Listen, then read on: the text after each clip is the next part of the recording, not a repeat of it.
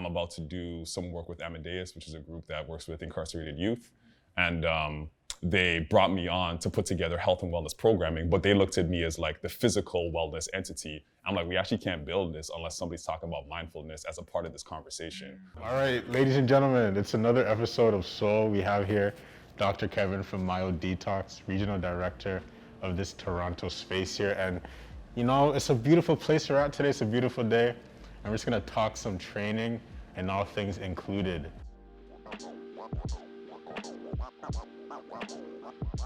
So the first thing we're looking at is just posture, right? We're just looking at, so you're just gonna look forward, drop your arms by your sides, and just kind of let your body hang, right? So the first thing we can notice right away is the inside of both feet contact the ground. I'm looking back like I'm about to talk to somebody. They contact the ground in different ways, right? So you can see that this is making full contact with the ground, and here we have a little bit of a raise. Neither one right, wrong, better, worse. It's more comparatively side to side. The way that your feet interact with the ground is gonna dictate how your knees absorb force, how your hips absorb force, right? When I assess, I'm just capturing and gathering information that eventually ultimately leads me to a point of like, what do you need to get to your goal? Y'all at home are gonna focus on is what's going on at the heels. Should I start? Yep, so go through two more. Last one. Right, so what you can see is both heels are losing contact with the ground, right? So most of your weight is through your toes, and you want that to start to get back into your heels. So what happens is if your weight is further forward, you're gonna start to load up your quads more. And then over time, whether it's like jumper's knee or like patellar tendinopathies, like you're just putting a lot of load through your quads and front line because your weight is in your toes. Yeah. And if you move it back into your heels more, you'll start to become more posterior chain. So start to have more load through your glutes, through your hamstrings, right? But there's pieces there. You could have like really tight ankles and that forces you to kind of like lean and move your body weight forward.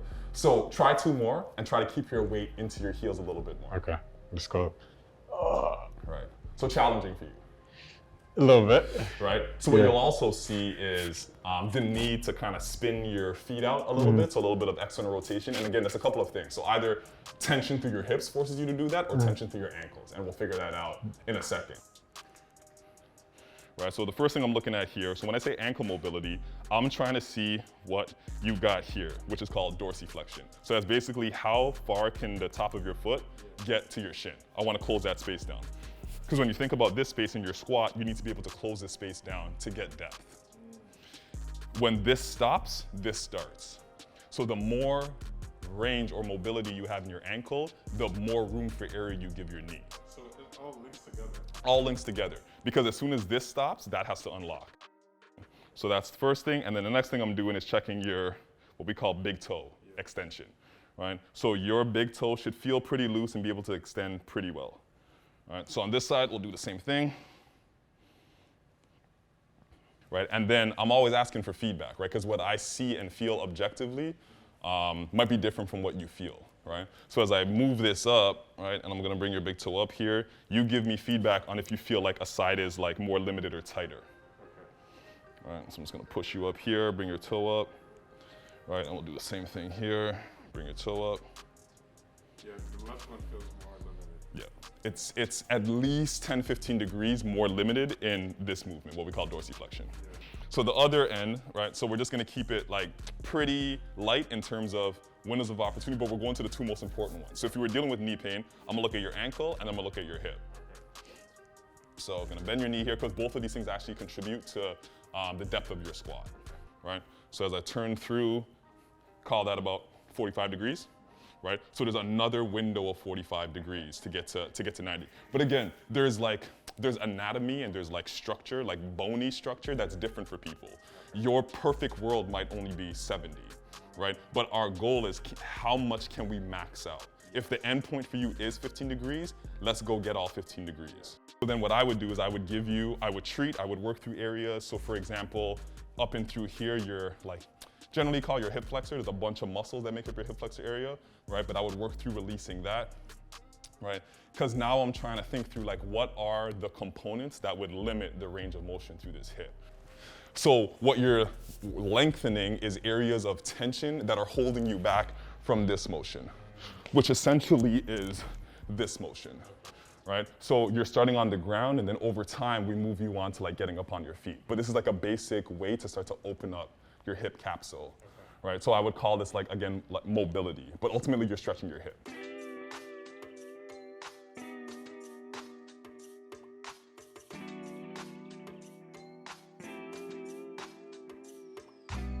When it comes to taking care of your body and working out, right?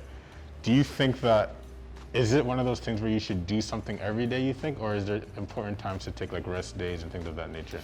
So I don't believe in rest days. Okay.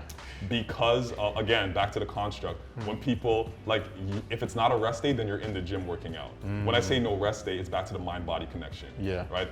There's movement practices, there's mindfulness practices. When rest means that at no point in that day did you focus on taking care of yourself. Okay. Self-care should happen every day, it just comes in different forms. What makes you so dedicated to like helping other people? Because with all the stuff you've learned, you could have easily just, you know, told your friends, your family, but you're trying to help everyone. So where does that come from? Because the work that I wake up every day thinking about doing is about making a difference, it just becomes easier. Like, it's like very fulfilling, it's satisfying, it's gratifying. People gather. Like, if it's a campfire, people will gather and want to hear about how they can take better care of themselves. So it's easier because it matters to everybody, whether you're a musician, financially, but like whatever vertical in life you decided to roll through, like yourself, like it doesn't matter. Everybody cares to hear about how they can take care of themselves. Like my guy on the camera right now, he's listening to all of this. He's just like, oh man, like I want to squat and like figure out what's going on. Everybody cares. Yeah. So it's easy to show up and be dedicated because you know that everybody wants to be a part of the conversation.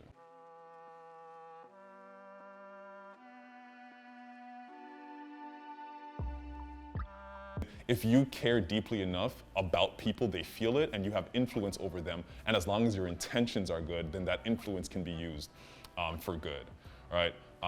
Preparation is another important one. Like, how well do you navigate the seas in which you're gonna take this whole crew of people with you? That's your job, right? Yeah. Like, as a leader, you gotta be thinking a lot about what roadblocks are we gonna run into? What's the game plan? Like, where do things go wrong? Expecting things to go wrong, what are your pivots gonna be, right? Like, the folks that are following you and are expecting you to lead, they're not gonna do that work. You have to do that work, right? So you're working more, and work doesn't necessarily show up in hours, it shows up in efficiency as well, but you're thinking a lot about what's the path you're gonna pay for these people because their journey is like on your shoulders, and it's a lot of pressure. It's not for everybody.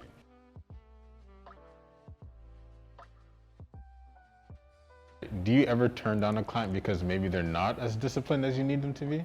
Opposite.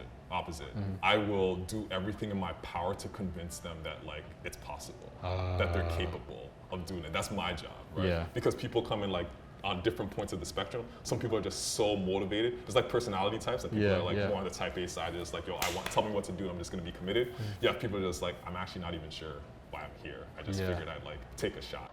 Yeah, and everybody needs that push. I think there's times in my life when I definitely would need that type of push, right? Like some mornings I get up, I'm like, yo, snooze button all day. Like I'm not trying to get up. And I look at my wife, look at my son, and just like thinking about sustainability, longevity, how long am I gonna be around to enjoy this time with them? And like not even quantity of years, like quality of years, I gotta get up. And sometimes I fail, and I'll tell my patients that, like, I fail too.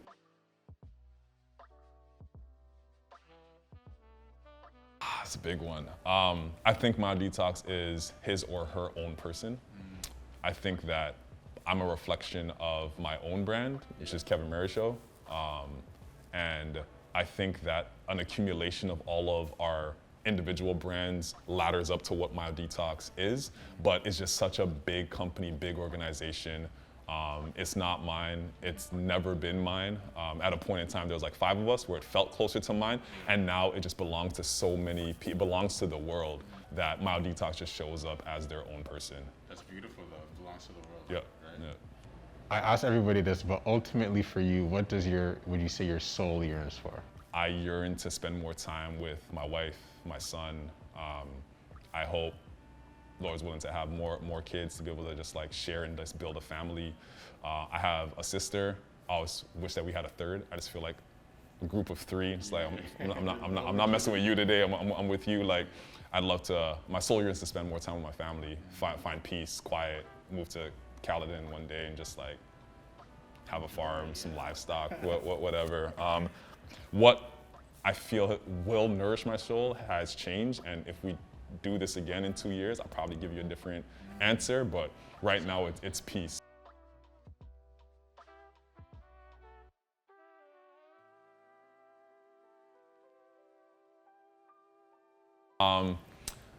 Dr. Kevin Marryshow, IG handle is Dr. Kev_hybrid. That's DRKEV_HYBRID. Awesome.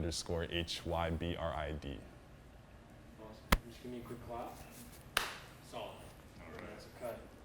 Fire, man. Yo, thanks for having me, bro. I appreciate it, man. That was fun. That was fun. That was fun.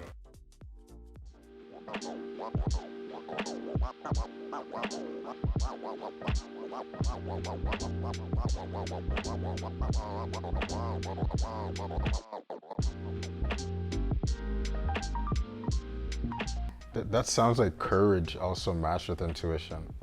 I think like a lot of people are they kind of know sometimes what move to make, but because of like the consequences that may come with it, they decide to be a little hesitant. Like one of my biggest issues is being hesitant. It's like I know I should be doing something and I decide not to do it and I can literally feel it eating at me, but like the lack of courage stops me from making a particular move. So you sound like someone who's courageous, being able to go to school, change, and then change again. People in the back of their mind are probably gonna be like, nah, but what if this, what if that? So how come you don't have a what if in those types of situations? Is that something that's like natural to you?